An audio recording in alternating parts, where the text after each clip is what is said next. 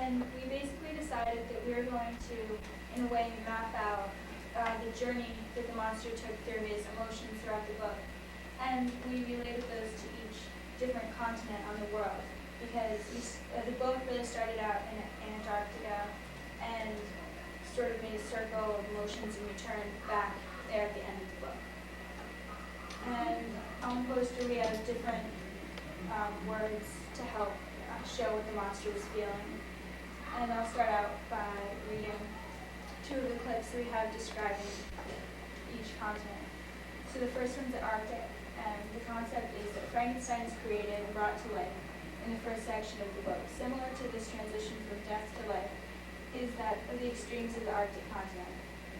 There you can see the barren areas and travel just a short distance to find plentiful life. The monster is, at the start, emerging of the concepts of death and life, similar to those of the Arctic. So that's the way we relate it to the Arctic. And our continent number 2 is Asia.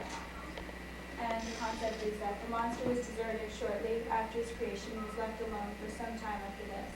Asia has historically been cut off from the world, and like the monster, it took some time for both of them to even try to be accepted into the fold of humanity. Okay, continent number 3 was Africa. And after a long period of alienation, the monster attempted to be accepted and failed. And Africa and its residents had never been fully accepted to the world for similar reasons to these of the monster. The people of Africa had always looked and behaved differently than the rest of the world. So, like the monster, they had both been subjected to inhuman treatment. And then continent number 4 was South America. And once society turned the monster down, he became angry and restful of the fact that he wasn't viewed as an equal. And South America was alienated from much of the known world as it had been, once it had been discovered. It was conquered and it was abused by the rest of the world. So in that way, the monster and South America coincided with each other. And then number 5, North America. The monster soon returned to Victor and attempted to persuade him to create a female monster. He used his size, power, and ruthlessness to get his point across, and he finally got Victor during his wish. And so North America had always used its superior size and power to get other countries to do what they wanted. Continent number 6 was Europe. And after Frankenstein had progressed and changed and expanded his intellectual abilities, he just sat around and waited for Victor to create the monster. There was the second monster. Europe also, after a long period of rapid progression, expansion, and advancement, is now reaping the rewards and lays docile for the time being. For continent number 7, we did Australia. And what we said is that after a long time of wait, Frankenstein is enraged by Victor's destruction of the female monster. He pledges to be with Victor on his wedding night and disappears for a long time. Australia was once connected to the rest of the world, but when the continents moved, it was drawn away from the rest of humanity for a long time. And neither chose to be deserted, and they were, and so they had to deal with things they should have had to. And the 8th continent, Antarctica, is, we said, in a final act of rage and violence, the monster kills Victor's newlywed wife and flees to the Arctic. And this section, largely dominated by the concept of death, is very similar to the Antarctic continent in many respects. This continent is large, a barren area with little personality and life, similar to death, which isn't known for liveliness or excitement.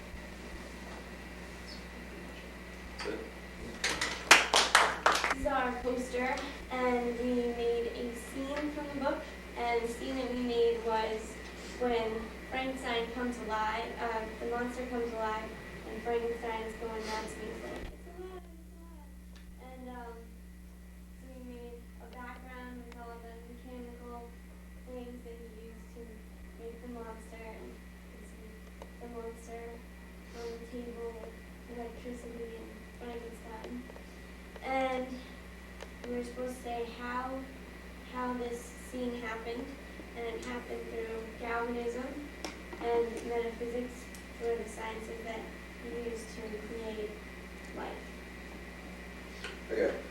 This takes place actually in November, which is kind of irrelevant, but according to the book, it takes place in November. So we just tried to display the. It's also supposed to be like a dark and dreary night, if you will. And so we have a window here, and we just tried to give that mood. And we used a candle because it just like when it explains the scene in the book, it talks about the different things that are going on. Frankenstein created the monster because he was just kind of obsessed with creating like a name for himself, and he just like wanted to achieve this goal. And we showed that through the obsessive look that he has and does. And it was just kind of like this thing that he had to have and that he really wanted. Okay. The significance of why we chose to do this is basically the turning point of the book, I guess, because, I mean, he's, like Mom said, he's obsessed for a really long time, and that's all he thinks about, and then he finally creates it, and it just, he's totally let down. He thinks the thing's totally disgusting. That's why, you can see this book. And we also made kind of a timeline around the border here of feelings or ideas that took place during the book. And it started with Frankenstein's curiosity, and he put together organs and the monster's size and the machines, and it came to the monster, and he creates life. And then the monster's not accepted, so he has rage, which causes him to murder someone, which leads to Justine's trial. And then he denies, Victor denies that he had anything to do with it. And then Paul. And then the monster kills more people and there are more victims.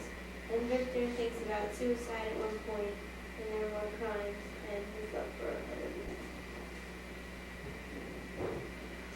That is all. Our poster is a timeline of the events that defines the Frankenstein monster's alienation. So if you follow along, you get to see what events happened to him, where he was doing cruelty to others, or others were doing cruelty to him, and how his opinion and feelings towards that changed throughout. So at the beginning, he's kind of ignorant and hopeful and wants to make friends, but by the end, just bent on destroying Victor's life. So this shows how that transgression took place. So the first part, he's like given his first spark of life, but is like immediately rejected by Victor because of his appearance and stuff. But the monster doesn't really know why this is happening. Like he's just confused about this, and that's kind of like this picture. And then the monster visits a shepherd's hut, looking for some food or shelter. But the shepherd runs out of the hut terrified, and then the monster is still confused about why people are so terrified of him. But he isn't, it's not bothering him yet. And then the monster enters a town and is attacked with stones by villagers. And at this point, the monster's beginning to realize that people are going to disagree against him because of his appearance, I guess.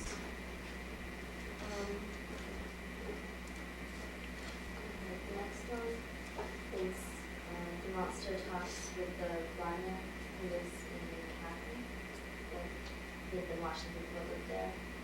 But then the son sees it and attacks him, and the monster begins to question his existence. The next one, in the forest, the monster finds a young girl who's in trouble and tries to help her, but someone nearby sees him and afraid that he's hurting her, shoots him. And then the monster starts to think that all humans are evil, and he doesn't know what he's done wrong, so they should make him instead. From there, the monster goes on to kill Victor's brother William, and it's because he's beginning to blame Victor for his rejection from society because he created him.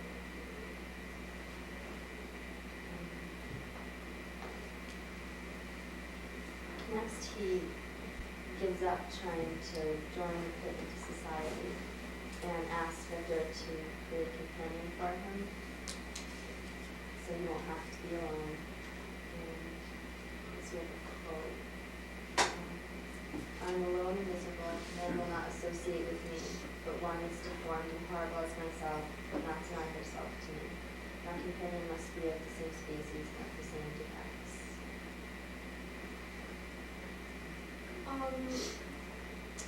Then the monster kills Victor's wife, Elizabeth, on their wedding night, which, like, of course gets mad. Like, Victor's pretty upset about this. And then, Victor dies and the monster leaves to kill himself because he realizes once Victor's gone, there's no hope of a companion being created, so he really doesn't have any reason to continue living. And then we just have all these pictures kind of illustrating all the steps in this journey. To explain this one, if you can't see it, the boy's in a school bus and you can see a reflection of a car. So he's looking for something he can't have, like the monster with a companion.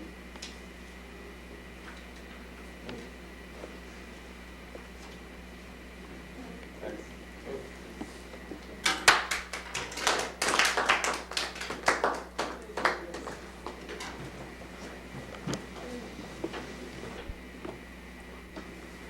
We did a timeline of the life of Elizabeth grandson, and it starts off with her birth, which we don't know exactly what it is, but her mother died in the company birth her, and her father disappeared. And then we find out that she was adopted by this Italian family that becomes some poor over the years. And then when the Frankensteins are vacationing there, they discover her and they adopt her. So she goes from one family to the next. When she's about 17, Elizabeth and her mother, Miss Frankenstein, they catch scarlet fever. Mother dies, and then Elizabeth becomes the mother figure of the family. And then shortly thereafter, Victor leaves for university in Ingolstadt. And she writes Victor letters about Justine and young William while he's there. And, William is murdered, and Elizabeth blames herself. And Justine is accused of murder. And then Victor returns home and he believes that Justine is innocent and so does Elizabeth. And then Justine is executed and Elizabeth is distraught about it. And later on, Elizabeth asks Victor if he loves another one and he says no, so they plan to get married. Then they get married and the monster comes and murders Elizabeth. One thing, this because it's so attractive to like grab your attention is because we chose the theme, or we chose an event that we felt was most important to the life of Elizabeth, and we thought that by Victor saying that it was all right that they got married and that he wants to go with it, he chose to risk having the monster and seeing again another death. So as we know, the monster mentioned he would be there on the wedding night, and like he went away for a little bit, and of course that. That's it.